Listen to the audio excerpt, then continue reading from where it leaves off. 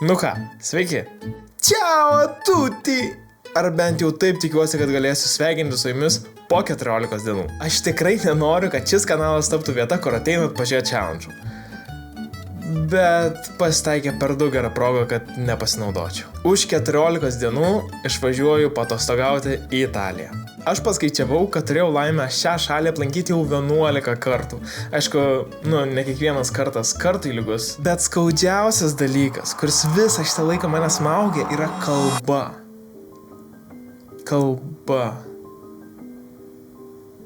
Kalba. Aš nežinau kodėl, bet pirmas dalykas, kuris man šovė į galvą tik pradėjus rašyti šį video, yra daugša. Jo, ta prasme, tas pats daugša, kurį skaitė mokykloje. Jo išverstam kūrinį postilė yra palikta pačio Mikalojaus parašyta, taip vadinama, prakalbai malonui skaitytai. Ne žemės derlumu, ne drabužių skirtingumu, ne šalies gražumu, ne miestų ir pilių tvirtumu gyvuoja tautos. Jo, skambų žodžiai, bet matau nesumenkinamą prasmę juose. Kalba yra raktas į šalį, jos bendruomenė, į žmonių širdis. Kalba leidžia jaustis to dalimi.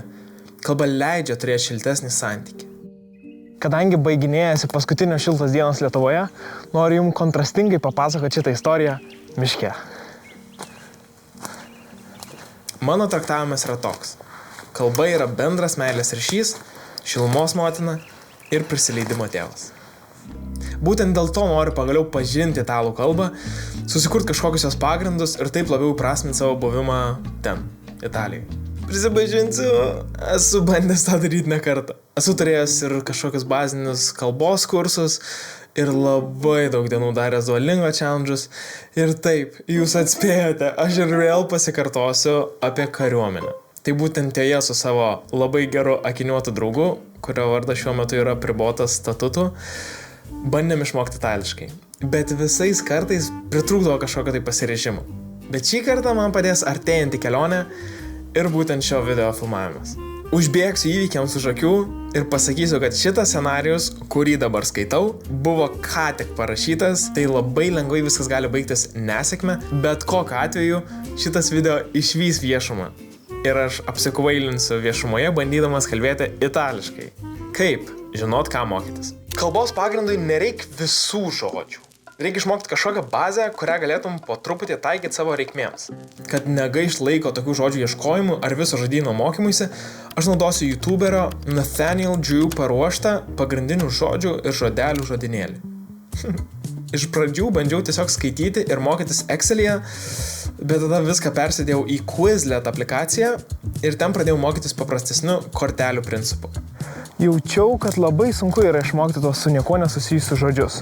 Mokyklos laikais tokius dalykus mokydavausi pats rašydamas, todėl dabar man reikėjo sąsiuvinio. Tada nuėjau artimiausią parduotuvę, kurios pavadinimo dabar neminėsiu. Ir ten buvo likęs vienintelis sąsiuvinys. Karolinos Meskino. Dude, aš turiu išsiaiškinti, nes čia Carolina Meskino, okei. Ir ten buvo likęs vienintelis sąsiuvinys. Karolinos Meskino. Ta prasme, itališkos kilmės nuomonės formuotojo sąsiuvinys privalo būti geras ženklas. Privalo. Aš labai mėgstu kategorizuoti. Todėl atėjus vakarui atsidariau sąsiuvinį ir pradėjau šį sąsiuvinį nuo temos apie maistą. Paminėsiu tiek, kad taupant laiką, rašalą ir savo jėgas, aš nerašiau žodžių, kuriuos jau žinau. Ir taip sakė viena tema po kitos, kol galiausiai prirašiau visą sąsiuvinį. Bent jau tikiuosi, nes kol kas aš nieko nesu prirašęs, tai tikėkimės. Ir taip periname prie trečiojo mano įrankio, kuris į šį pasaulį išleistas taip pat seniai kaip Windows Vista, tačiau iki dabar veikia taip pat gerai. Beveik taip pat gerai. Beveik. Tai yra ši maža knygelė. Diavarčiau dar pirmų savo kelionių į Italiją metu, mokiausi 21 metų kelionės pasiruošimo metu ir ji mane gelbėjo nereikalingų pliusų ir lazareto aukų susirinkimo ceremonijoje kariuomenėje. Apie tai kada nors vėliau. Taip ir vėl, šis leidinys mane priverčia vartyti šios krentančius lapus ir naudoti ją kelioninėse situacijas. Tik šį kartą tos kelionės yra kasdieniai pasivaikščiojimai su Milda. Milda padeda kartoti žodžius arba bandyti išmokti naujus. Tai va, toks yra planas. Dabar kelsimės į Italiją, kad nebūtų video labai ilgas.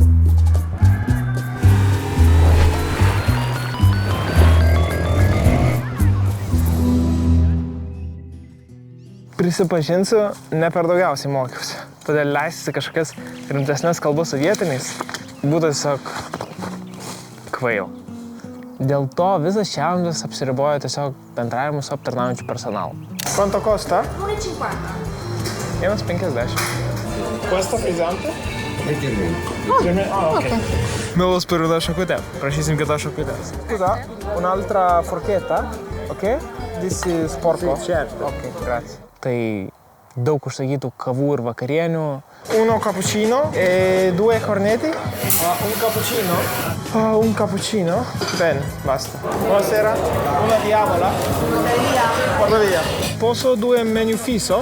Allora, il menù fisso sapete come funziona? Aha.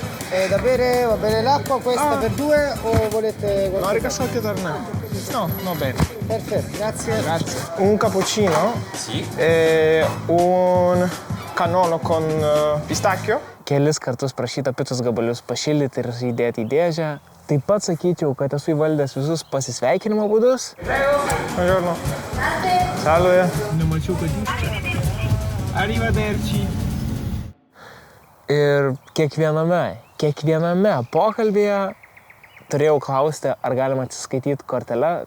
Pagare con carta, ok? Posso pagare con carta? Posso pagare con carta? No, solo contanti. No? Ok. Tai manau, kad čia irgi jau galiu skaityti profas. Bet jeigu įdomu, tai vienoje vietoje tik tai negalėjau. Tai daug kur galima. Props to Italy. Galėčiau sakyti, kad esu įvaldęs užsisakinėjimo sritį.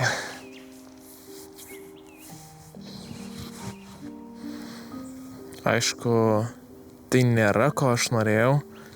Buvau labai susierzinęs. Kiek jūsų yra?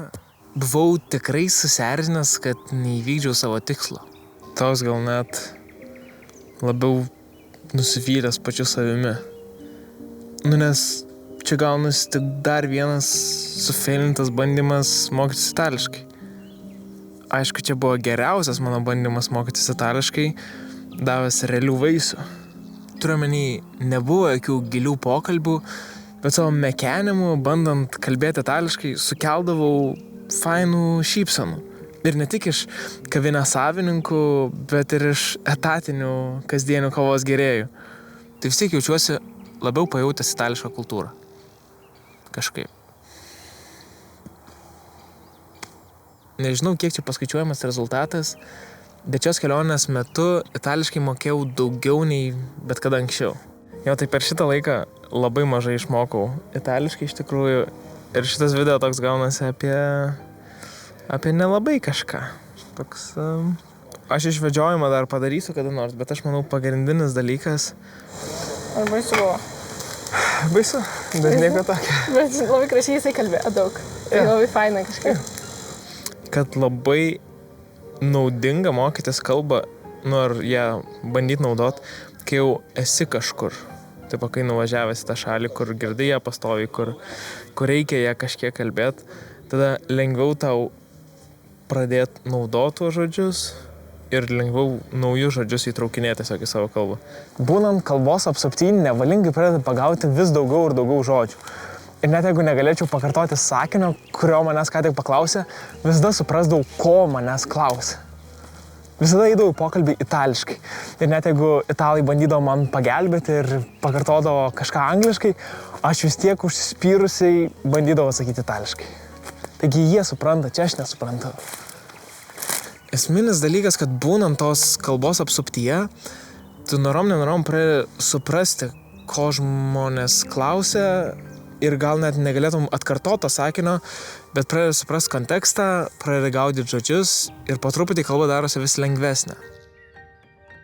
Scenarijuje yra galutinis uždaromasis sakinys, kurį nežinau, ar galėčiau geriau pavaizduoti negu taip.